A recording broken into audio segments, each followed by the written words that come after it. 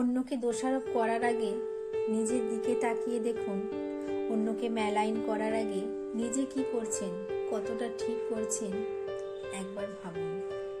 সবসময় জানবেন, অপরের দিকে তর্জনী তোলা মানে বাকি 4টি আঙুল আপনার দিকেই ত্যাগ করে আছে।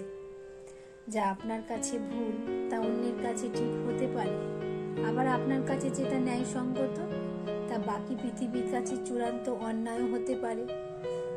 অন্যের চরিত্র কালিমালিপ্ত করার আগে নিজের মুখটা আয়নায় একবার দেখুন। নিজেকে অলরেডি কালি ঝুলি মাখিয়ে বসে নেই তো? আসলে আমরা নিজের বেলায় সবাই খুব জাজমেন্টাল। আমরা ভাবি আমি যেটা করছি সেটা একমাত্র ঠিক, আমার সব কিছু ন্যায্য, আমার হিংসা পরায়ণতা, আমার ঈর্ষা বিদ্বেষ, আমার আচার ব্যবহার, এমনকি দুর্ব্যবহারটাও ঠিকঠাক। এগুলোর পিছনে কারণ আছে। আর আমার সঙ্গে যা যা দারুণ অন্যায় হচ্ছে তার পিছনে কি কি কারণ আছে, বা সেখানে আমার কতটা ভূমিকা আছে, এই উল্টো দিকটা কিন্তু আমরা কেউ হিসেব করি না। আসলে আমরা নিজের ভাগ্যের হিসাবটা খুব ভালো করতে জানি। তাই অন্যকে হেয় করে, খাটো করে, পুড়িয়ে ছারখার করে, অপবাদ দিয়ে অন্য রকম একটা আনন্দ পাই।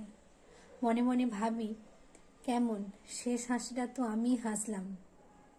অপরকে কতখানি জব্দ করতে পারলাম ভেবে আমরা অদ্ভুত একটা প্রশান্তি পাই। ঘুঁটে পড়ে গোবর হাসে, কিন্তু গোবরকেও একদিন ঘুঁটে হতে হয় আমরা ভুলে যাই। কলমে পার্বতী মোদক, কণ্ঠে মামা।